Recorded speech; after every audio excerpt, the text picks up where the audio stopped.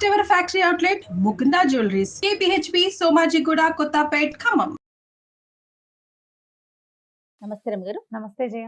రమగారు, మనకి పండుగ వెళ్ళిన మరుసటి రోజు నుంచి కార్తీక మాసంలోకి వెళ్ళిపోతున్నాం. Hmm. కార్తీక మాసం అనగానే నాకు ఫస్ట్ గుర్తొచ్చేది ఏంటో తెలుసు రమగారు, Hmm.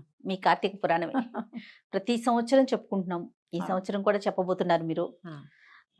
సో ప్రేక్షకులందరికీ నిజంగా చెప్పాలంటే ఇది ఒక శుభవార్తే. చక్కగా మీ కార్తీక పురాణం పెట్టుకుంటే చాలు, ఆ రోజుకి సంబంధించిన పురాణానికి సంబంధించిన పూర్తి విశేషాలు అందించేస్తున్నారు. సో దీనికి మాత్రం స్పెషల్ థ్యాంక్స్, ధన్యవాదాలు అని చెప్పాలి, థ్యాంక్స్ కాదు. సుమన్ టీవీ వారి సౌజన్యంతో ఏటా ప్రతి కార్తీక మాసంలో వాళ్ళు చక్కగా ఎవరి ఇంట్లో ఎవరు ఆన్ చేస్తే వాళ్ళ ఇంట్లో 30 రోజులు 30 రోజులు చెప్పగలుగుతున్నాం. ఈ అవకాశం చేయ ఇప్పుడు నేను చెప్పడం వాళ్ళు వింటాం కాదు, చెప్పే అవకాశం రావడం కూడా ఎంత అదృష్టం, భగవంతుని దయ్యే కదా రమ్మగారు, అంతా అంతే. కూడా అదే. అదే అనుకోవాలి. ఎవరైనా మనం. మన మాట వింటున్నారంటే ఆ మాట వినిపించే అవకాశం లభించడం ఉంది చూసావా, రాయించుకుని రావాలి. నేను అలా రాయించుకొచ్చాను, మీ వాక్కు రమ్మగారు అది. అలా దొరికింది అంతే అవకాశం. అదిగోండి ఇదే. రైట్.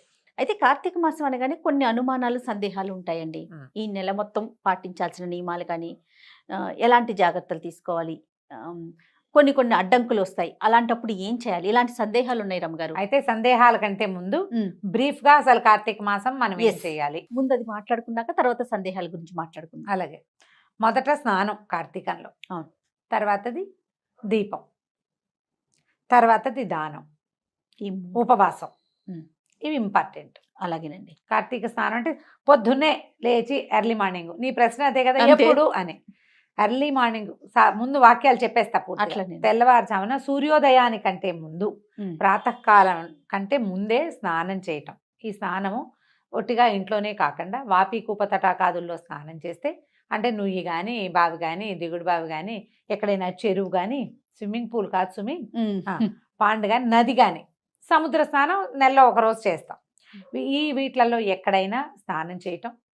స్నానం చేసిన తర్వాత దేవాలయ దర్శనం ఒకటి ఇంపార్టెంట్గా చెప్తారు. కార్తీకానికి దీపం చాలా ముఖ్యం. ఇది ఆశ్వేజ మాసం తర్వాత వచ్చేటువంటి కార్తీకం అంటే శరదృతువు. ఇప్పుడు మనకి శ్వాసకోశాలకు సంబంధించినటువంటి సమస్యలు వస్తాయి, తప్పకుండా దీపం పెట్టుకోవాలి. ఆ దీపారాధన తాలూకు ఆ ధూమాన్ని పీల్చడం వల్ల ఆరోగ్యం బాగుపడుతుంది. కార్తీక దీపంలో పరమేశ్వరుడు ఉంటాడు, ఇది మెయిన్. ఉమ్. తర్వాత దానం చేసుకోవటం. ఉమ్. దానాలు రకరకాలు, చాలా రకాల దానాలు చేయొచ్చు. తిలా దానం చేయటం, బట్టలు వస్త్రదానం చేయటం, దీపదానం చాలా అఖండమైన ఫలితాన్ని ఇస్తుంది. ఉమ్. రకరకాల దాన ప్రక్రియలు. తర్వాత దేవాలయ దర్శనాలు, ఇంట్లో దీపం పెట్టుకోవటం, దేవాలయంలో దీపం పెట్టుకోవటం. చివరిగా ఉపవాసం. ఉమ్. కార్తీక నక్తాలని చేస్తారు. పగలల్లా ఉపవాసం అంటే రాత్రి చుక్కలు చూశాక భోజనం చేయటం నక్తం అంటారు. నక్తము అంటే రాత్రి, ఉమ్. కార్తీక నక్తాలు అదే దాని పేరు. లేదా పొద్దున భోజనం చేసేసి రాత్రిపూట ఉపవాసం చేయటం. ఒకటి కార్తీకంలో నక్తాలు చేస్తారు, లేకపోతే పర్వదినాల్లో ఉపవాసం ఉండొచ్చు. అవి ఎట్లా 4 సోమవారాలు, ఉమ్. తర్వాత 2 ఏకాదశులు, పౌర్ణమి, అమావాస్య. ఈ తిథుల్లో ఉపవాసం చేయటం. పగలు ఉపవాసం ఉండటం, సాయంకాలము దీపారాధన చేసుకోవటం, ఆ తర్వాత భోజనం భోజనం చేసేయటం, చేయటం. భోజనం చేసేయటం. ఈ విధానాల్లో దేన్నైనా తీసుకోవచ్చు. అయితే కార్తీకం అనగానే మనం శివారాధన స్పష్టంగా వింటాం. అవును. కానీ ఈ నెలలో ఉన్న ప్రత్యేకం ఏంటంటే, మనం ఒక ప్రధానమైన సంగతి చెప్పుకోవాలి. మా భగవంతుడు కృష్ణుడు చెప్పాడు, మాసానాం మార్గశీర్షోహం అని. నేను మాసాల్లో మార్గశీర్షాన్ని అని చెప్పినప్పటికీ కూడా మార్గశీర్షానికి లేని ఒక అత్యద్భుతమైన ప్రత్యేకత ఈ కార్తీక మాసానికి ఉంది. ఉమ్. ఎందుకంటే ప్రథమంగా ఆరాధన తీపుచ్చుకునేవాడు శివుడైనప్పటికీ కార్తీక దామోదర ప్రీత్యర్థమని సంకల్పం చెప్పే శివారాధన చేస్తాం ఇప్పుడు. దామోదరుడు కార్తీకానికి అధిదైవం. అవును. ఈ దామోదరుడు విష్ణు స్వరూపుడు. ఉమ్. విష్ణువు నడుముకి తాడు కట్టబడినటువంటి కృష్ణ స్వరూపమే దామోదర స్వరూపం. ఆయనను తలుచుకుని నువ్వు ఏదైనా చెయ్యి. ఆయన తలుచుకుని స్నానం చేయి, ఆయన తలుచుకుని దీపం పెట్టు, ఆయనే తలుచుకుని దానం చేయి, ఆయనే తలుచుకుని శివారాధన చెయ్యి. ఎంత అద్భుతం కదా. ఉమ్. ఏదైనా నేను ఒక్కటే అని మేమిద్దరం సార్ ఒకటే. చెప్పడమే కదండి. మేమిద్దరం ఒకటే. శివకేశవుల అభేదాన్ని స్పష్టంగా తెలియచేసేదే ఈ కార్తీక మాసం. అద్భుతం. ఇది అత్యద్భుతమైన వ్యవహారం. ఇదైతే అవును. ఈ శివారాధన, శివలింగానికి శివారాధన చేస్తూనే విష్ణు స్వరూపమైన సాలగ్రామ ఆరాధన చేయటము, సాలగ్రామాన్ని దానం చేయటము కార్తీకంలో విశేషమైనవి. ఈ నెలలో విష్ణువుని తులసితోటి పూజించటం, తులసితో పాటు ఉసిరి చెట్టును కూడా ఉంచి రెండింటిని కలిపి పూజించటం. ఇట్లా అవును. తులసి పూజ కూడా చాలా ప్రాధాన్యతని సంతరించుకుంటుంది. చూడు, శివప్రీతి కోసం అభిషేకాలు చేస్తూ విష్ణు ప్రీతి కోసం తులసి పూజ చేసుకుంటాం. ఆ. దీపాలు తులసి దగ్గరే పెడతాం. ఇలా శివకేశవుల ఇద్దరి ఆరాధన కుదిరేటువంటి ఈ మాసంలో ఏదైనా ఒక్క రోజైనా ఉపవాసం, ఒక్క రోజైనా దీపారాధన, ఒక్క వస్తువైనా దానం చేయటం, ఒక్క రోజైనా నదీ స్నానం చేయటం, ఒక్కసారైనా దేవాలయానికి వెళ్ళటం కూడా నెలంతా చేసిన ఫలితాన్ని ఇస్తాయి. పైగా సంవత్సరంలో ఉండే 12 నెలలు 11 నెలలు ఒక ఎత్తు, ఈ ఒక నెల ఒక ఎత్తు. ఎందుకంటే ఈ నెలలో ప్రతిరోజు పర్వదినమే. ఏ రోజైనా ఆరాధన చేసుకోవచ్చు. ఈ తిథిలో కొన్ని ప్రత్యేక తిథులు ఉన్నాయి. ఏ తిథికి ప్రత్యేకత లేకపోయినా కూడా నువ్వు పూజ చేసుకోవచ్చు. అది కూడా నెల చేసిన ఫలితాన్ని ఇస్తుంది. అంత ప్రత్యేకమైన మాసం కాబట్టి కార్తీకం మీద చాలా ఆసక్తిగా ఉంటుంది. మనం పైన చెప్పుకునే వ్యవహారాలన్నీతో పాటుగా పురాణ శ్రవణం అనేది ఒక పెద్ద వ్యవహారం. అవునండి. ఈ పురాణము ఎవరైనా చెప్తుంటే వినొచ్చు, స్వయంగా చదువుకోవచ్చు. పైవేవి చేయలేకపోయినా, ఏవి దీపము, దానము, స్నానము, వ్యవహారాలు ఏమి చేయలేం. అనారోగ్యం, ఆరోగ్యం సహకరించకపోవచ్చు. ఏదైనా గర్భవతులు, చంటి పిల్లల తల్లులు, ఇంట వంట లేదు, ఎవరు చెయ్యరు, మన సంప్రదాయంలో లేదు, అయినా కూడా పురాణం వినొచ్చు. దానికి ఎటువంటి అడ్డంకులు ఏ ఆటంకాలు లేవు. ఇవన్నీ చేసిన వాళ్ళకి ఎలాంటి ఫలితం లభిస్తుందో పురాణ శ్రవణం చేసిన వాళ్ళకి కూడా అంత ఫలితం లభిస్తుంది. ఇప్పుడు ఇన్ని లక్షల మందికి పురాణాన్ని వినిపించే వాళ్ళ దానికి ఏం లభిస్తుందో చెప్పు నువ్వు. మహాద్భుతం కదా రమ్మగారు, ఇంకా మాటల్లో చెప్పలేరేమో బహుశా. అంతే. కాబట్టి ఈ వీటిలలో ఏదైనా చేయొచ్చు. ఇది టోటల్గా కార్తీక మాసంలో మనం ఆచరించవలసింది. ఇంకొక ఫైనల్ టచ్ ఏంటంటే, కార్తీకంలో నది స్నానం ముఖ్యమైనది, సముద్ర స్నానం చాలా అద్భుతమైంది. దీంతో పాటుగా వనభోజనం ఒకటి చాలా ప్రముఖమైంది. వనభోజనానికి ఎవరైనా పిలిస్తే నిరాకరించకుండా చక్కగా వెళ్ళండి. ఏమైనా ఎక్కువ ఔషధ వృక్షాలున్న ఫామ్ హౌసుల్లోకి వెళ్ళగలిగితే ఇక మీ అదృష్టం అది. అంతే. అలాంటి అవకాశం లభించడమే అదృష్టం. అందరం కలిసి వెళ్ళి భోజనాలు చేసి తంబోలా ఆడుకోవడానికి మాత్రం కాదు అది. ఎందుకంటే మనం ఇన్ని వృక్షాలు ఉన్న చోటకు వెళ్తే ఆ ఎక్కువ ఆక్సిజన్ని పీల్చగలగటమే మన అదృష్టంగా భావించాలి. చెట్ల కింద కూర్చుని సామాన్యంగా నేల మీద ఆకుపరుచుకుని అన్నం తినడం. భగవంతుడు ఈ అవకాశం ఇచ్చాడు. ఇప్పుడు చాలా పరిస్థితులను గడిచొచ్చాం మనం. అవును. అబ్బో, ఇప్పుడు ఈ సంవత్సరం హాయిగా తినే అదృష్టాన్ని కల్పించాడని ఒకసారి భగవంతుడికి ఒక నమస్కారం చేసుకోండి. ఉసిరి చెట్లున్న తోటల్లోకి వెళ్ళగలిగితే మంచి ఆక్సిజన్ లభిస్తుంది. ఈ నెలలో ఉసిరి చెట్టులో కూడా అపరిమితమైన ప్రాణశక్తి ఉంటుంది. అందుకని ఉసిరి చెట్టు తప్పకుండా ఉండాలి అని చెప్తారు. పిందెలు, పూత అవి ఉన్న ఉసిరి చెట్లు అయితే ఇంకా మంచిది. సూపర్. తప్పకుండా. అయితే మరి కొన్ని సందేహాలు ఉన్నాయండి. ఎవరైనా చనిపోయారనుకోండి, కార్తీక మాసం వచ్చింది, సంవత్సరం లోపే కార్తీక మాసం వచ్చింది, వారు పూజ చేసుకోవచ్చా, దీపం పెట్టొచ్చా? అంటే ఇప్పుడు సంవత్సరీకం లోపల నిత్య దీపారాధన ఎవరైనా చేసుకునేది. మామూలుగా చేసుకుంటాం, ఓకే, చేసుకోవచ్చు. దీపారాధన చేసుకోవచ్చు. ఒకసారి ఎక్కడైనా దేవాలయంలో నిద్ర చేసి తర్వాత దేవాలయ దర్శనానికి వెళ్ళొచ్చు. కాకపోతే పర్వదినాల్లో పూజా విధానాలు చేయరు. సంవత్సరం లోపే దేవాలయ దర్శనానికి వెళ్ళొచ్చు. ఏవో కొన్ని కమ్యూనిటీస్లో అది ఏడాది పాటు గుళ్ళోకి వెళ్ళకూడదనే నియమం ఉంటుంది, కానీ అలా చెప్పటం లేదు జయ. కొండలు ఎక్కే చోటికి వెళ్ళకూడదని ఒక సిద్ధాంతం చెప్తారు. కొండలు ఎక్కే దేవాలయాలకి వెళ్ళకూడదు అని. మేము పాటించలేదు జయ. మేము మా పురోహితుని అడిగితే మొక్కులు తీర్చుకోవద్దు కానీ దేవాలయ దర్శనానికి వెళ్ళమన్నారు. ఓకే. ఇప్పుడు కూడా మనం ఏడూర్లు ఈ సంవత్సరీకాల లోపల మీరు ఏదైనా దేవాలయానికి వెళ్తే గోత్రనామాలు చెప్పి అర్చన చేయించుకోకూడదు. దేవాలయ దర్శనం చేసుకోవచ్చు, ఏమీ తప్పులేదు. ఈ పర్వదినాల్లో చేసుకునేటువంటి దీపారాధన అంటే ఇప్పుడు ప్రత్యేక ఆరాధనలు చేస్తాం కదా, వాకిట్లో దీపం పెట్టడం, ఆకాశ దీపాలు పెట్టడము, తులసి దగ్గర ప్రత్యేకంగా దీపం పెట్టడం, పౌర్ణమి రోజు చేయటము అవి చెయ్యొద్దు.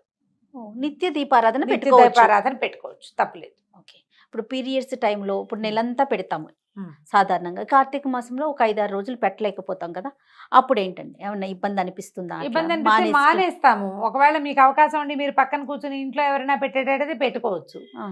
మీకు అవకాశం లేదు, మీరు ఇంట్లోనే ఉంటారు, ఆ 5 రోజులు మానేయండి. 5వ రోజున 2వ, 4వ రోజున స్నానం చేస్తారు. 5వ రోజున కూడా మళ్ళీ తల స్నానం చేసి అప్పుడు దీపం పెట్టుకోవచ్చు. ఏమైనా చాలా శారీరక ఇబ్బందులు గనక ఉంటే, మీకు చికాకు అనిపిస్తే, మీ మనసుకే సుమి అది ఒకవేళ చికాకుగా ఉంటే ఆ 2 రోజులు ఇంకో 2 రోజులు మానేసుకోండి. తర్వాత దీపాలు కంటిన్యూ చేయొచ్చు. ఈ పోయిన 7 రోజుల పుణ్యాన్ని నేను ఎలా సంపాదించాలని దిగులు పడద్దమ్మా. ఎవరికి ఏది ప్రాప్తమో ముందే చెప్పుకున్నాం కాదు, ఇక్కడ రాసుకొస్తాం మనమని అవును. కదా. కాబట్టి వస్తుంది, వచ్చే సంవత్సరం ఫినిష్ చేసుకుంటాం. అయినా కార్తీకంలో ఒకరోజు దీపం పెట్టినా చాలు, ఒకరోజు స్నానం చేసినా చాలు అని చెప్తున్నాం. పదే చెప్తున్నాం. ఇది కార్తీక పురాణంలో చెప్పింది, మన మాట కాదు, పురాణంలో చెప్పబడిన మాట.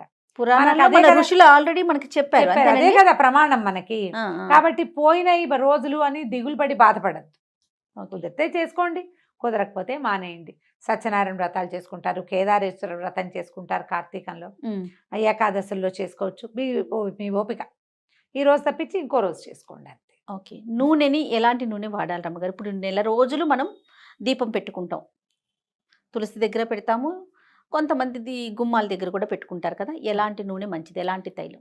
దేవుడి దగ్గర అయితే ఆవు నెయ్యి, ఓ. లేదా ఆవు నెయ్యి రోజు పెట్టలేము అనుకుంటే పర్వదినాల్లో ఆవు నెయ్యి, వాకిళ్ళల్లో నువ్వుల నూనె. నువ్వుల నూనెలో దీపం నూనె తేవద్దు.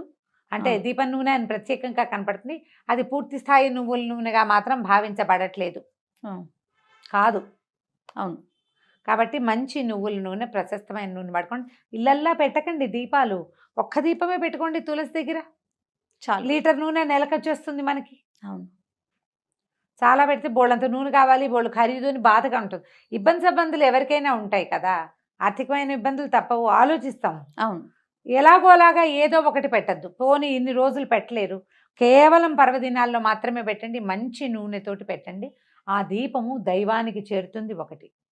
దానివల్ల మనకి కొంత ఆరోగ్యానికి, పర్యావరణానికి మేలు జరుగుతుంది. ఈ రెండింటిని గట్టిగా ఆలోచించండి, ఇదే ఇంపార్టెంట్. ఉమ్. నెలంతా ఏదో ఒక నూనెతో దీపం పెట్టడం కాదు, పెట్టిన దీపం సజావైనది కావాలి మనకి. ఎందుకంటే ప్రధానంగా ఇప్పుడు తైలే లక్ష్మి జలే జలే గంగా గంగా. అని చెప్తారు. ఆ జలంలో గంగ ఉంటుంది కాబట్టి స్నానం చేయాలి, తైలంలో లక్ష్మి ఉంటుంది కాబట్టి వెలిగించాలి. తైలము అంటే ఏమిటి? తిలల నుంచి తీసింది వచ్చింది. నువ్వుల నూనె, ఉమ్. అంతే. తర్వాత రమ్మగారు, ఇప్పుడు నది స్నానం, సముద్ర స్నానం కూడా చేయాలనుకుంటున్నాం కదా, మరి ఇప్పుడు అవకాశాలు ఉండవు, అప్పుడు ఏంటండి? నది ఎలా? పరివాహక ప్రాంతాల్లో పల్లెటూళ్ళల్లో ఉండేవాళ్ళు అదృష్టవంతులు. అంతే. పూర్వం అట మనకి ఎక్కడ మాఘ పురాణాల్లోనూ కార్తీక పురాణాల్లో కూడా చెప్తారు, అట్లా వీళ్ళ ఊరంతా వెళ్ళిపోయి నది ఉన్న ప్రాంతానికి వెళ్ళి అక్కడ నివసిస్తారు ఈ మాసం ఈ అంతా? మాసం అంతా. ఓ. తీర్థానికి వెళ్తారు, ప్రతిరోజు పిల్లల్ని అక్కడికి తీసుకెళ్తారు, దూరం వెళ్ళి పూజ చేసుకుని తిరిగి వస్తారు. అది బాగుంది. వేరే పనులు చేయరు, ఈ పని చేసేవాళ్ళట ఇది వరకు. ఓకే. ఓకే. మా వాళ్ళు ఎవరో 2-3 కూడా అట్లాగే చెప్తారు, నదులున్న ఊళ్ళల్లోకి వెళ్ళిపోయి ఉండిపోతాము చేసుకునే వాళ్ళము అని, రోజు నదీ స్నానం కోసం. మా అమ్మగారు అట్లా వెళ్ళేవారు, రాజమండ్రి వెళ్ళిపోతుండేవారు ఉహు. స్నానం చేయటం, రోజు గోదాట్లో స్నానం చేయటం కోసం. ఓకే. అవకాశం ఉంటే సరే. ఇప్పుడు బావులు లేవు, నూతులు లేవు, ఉన్నవేమో హ్యాండ్ పంపులు కూడా లేవు. అస్సలు. హ్యాండ్ పంప్ ఉన్న అదృష్టవంతులే చేయవాళ్ళు. ఆ. ఎందుకంటే భూగర్భ జలాలతో స్నానమే ఇప్పటి నియమం. ఆహా. చలి రోజులు కదా, అవును. వేడి నీళ్లు పోసుకుంటే గానీ ప్రాణం ఇదిగా ఉండదు. ఇప్పుడు మనకి ఏమవుతుంది, ఇది ఒక సైంటిఫిక్ రీజన్ ఉందమ్మా దీని వెనకాల, బాగా మనం అర్థం చేసుకోవాల్సింది. ఆశ్వీజ కార్తీకాలు శరదృతువు, దాని ముందున్న వర్షాకాలంలో కూడా అప్పుడప్పుడు సర్రమంటూ ఎండొస్తుంది. అవును. ఇక్కడికి వచ్చేసరికల్లా సూర్యుడు చల్లబడ్డం మొదలు పెడతాడు. ఆశ్వీజంలో కొంచెం పర్వాలేదుగా ఉంటాడు. కార్తీకం వచ్చేసరికల్లా సూర్యుడు తగ్గిపోతాడు, ఆ. పగళ్ళు చిన్నవి, రాత్రుళ్ళు పెద్దవి. మనకి ఎక్కడి నుంచి వేడి వస్తుంది? వేడి కావాలి కదా, సూర్యుడే కదా మన వేడికి అవును. కారణం. ఇప్పుడు మనకి ఈ అన్నం అరుగుతోంది, రాత్రిళ్ళు నిద్రపోతున్నాము అంటే సూర్యుడు ఒకడు ఉండబట్టి, లేకపోతే మన వల్ల కాదు. అవును. మనకు ఆరోగ్య సమస్యలు లేవు భారతీయులకి, చాలా తక్కువ. మిగిలిన దేశాలతో పోలిస్తే మనం చాలా బెటర్గా ఉన్నామని. అవును. మనకి ప్రధానమైన కారణం సూర్యుడు సమతుల్యంగా ఉండటం వల్ల. ఎప్పుడు సూర్యుడు సమతుల్యంగా ఉండలేడో అప్పుడు అగ్ని ఆరాధన చేయమంటారు. అగ్ని ఎక్కడుంటాడు? మనం వెలిగించే దీపాల్లోనూ, భూగర్భ జలాలలోనూ.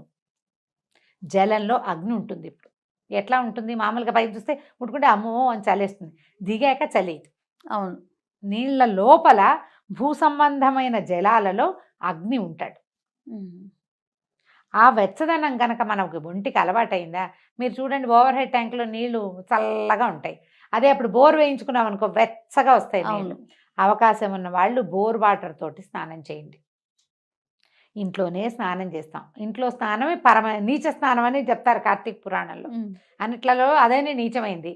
సూర్యోదయం అయిపోయిన తర్వాత చేసేది కూడా నీచ స్నానమే. ఇప్పుడు 6:15, 6:20, 6:10కి సూర్యోదయం అవుతుంది అనుకో, దానికి ఒక్క నిమిషం ముందు చేసినా సరే. ఉమ్. తర్వాత ఇంట్లోనే స్నానం చేస్తాం. బోర్ వాటర్కి ట్రై చేయండి, అవకాశం ఉంటుంది. లేదు ఏం చేస్తాం, ఓవర్ హెడ్ ట్యాంక్లో నీళ్ళు చలేస్తూ ఉంటుంది. ఆ నీళ్ళు బకెట్ నింపుకొని హరగంగే అని నీళ్లలో గంగాదేవిని ఆవాహన చేసుకోవటం. ఉమ్. మంచి శ్లోకం ఉంది. గంగే చేమునోయి చేవ గోదావరి సరస్వతి నర్మదే సింధు కావేరి జలేస్మిన్ సన్నిధిం కురు అని. గంగే చ యమునే చైవ గోదావరి సరస్వతి.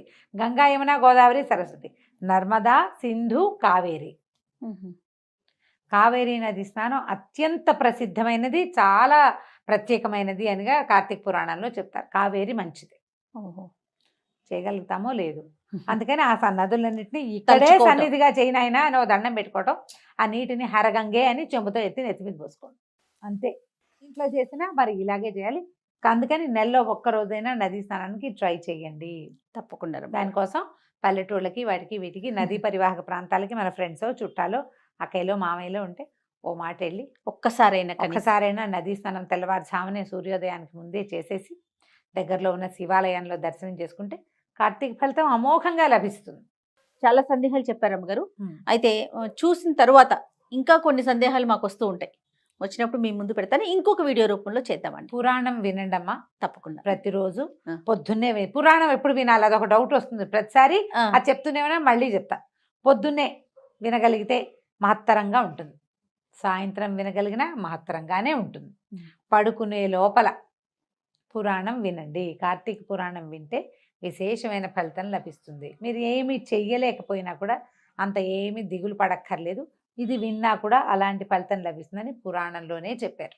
తప్పకుండా. కాబట్టి పూజ చేసుకున్నాకో చేయకుండానో పొద్దున్నే చేద్దామా సాయంత్రం చేద్దామా, పొద్దున్న దీపం పెట్టలేము సాయంకాలం పెట్టచ్చు, సాయంకాలం అయినా పెట్టండి, పెట్టడం ముఖ్యం. ముఖ్యం అంతే. రైట్ అమ్మగారు. నమస్తే. నమస్తే.